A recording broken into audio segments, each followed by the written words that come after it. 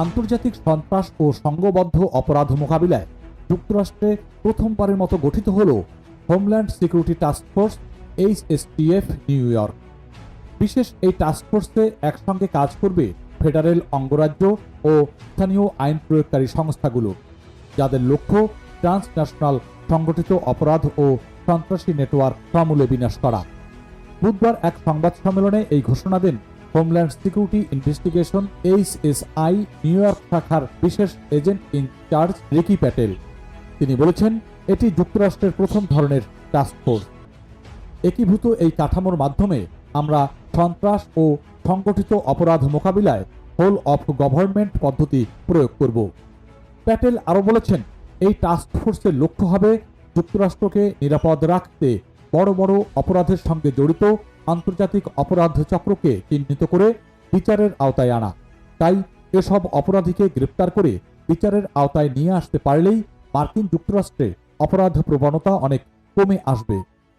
যুক্তরাষ্ট্রের attorney J Clayton বলেছেন, যুক্তরাষ্ট্র সরকারের নানামুখী অভিযানের কারণে নিউ ইয়র্কে সামগ্রিকভাবে অপরাধ প্রবণতা কমেছে, তবে এখনও তা প্রত্যাশিত পর্যায়ে আসেনি। এখন নতুনভাবে গঠিত এই টাস্কফোর্সটি আমাদের এই কমিউনিটিকে নিরাপদ রাখবে। তিনি জানান, গত বছর নিউ ইয়র্কে আইন প্রয়োগকারী সংস্থাগুলো ট্রেন্ড দ্য অ্যারাগুয়া এবং অন্যান্য হিংস্র গ্যাংয়ের সদস্যদের বিরুদ্ধে বিভিন্ন বড় বড় অভিযোগে মামলা করেছে।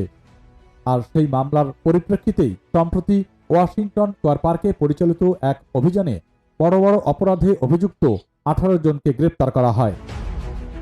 FBI নিউ ইয়র্কের অ্যাসিস্ট্যান্ট ডিরেক্টর ক্রিস্টোফার রাইয়া বলেছেন, বিদেশি সন্ত্রাসী সংগঠন ও আন্তর্জাতিক মাদক চক্রগুলোর ক্রমবর্ধমান হুমকি মোকাবিলায় HSTF নিউ ইয়র্ক অত্যন্ত গুরুত্বপূর্ণ পদক্ষেপ।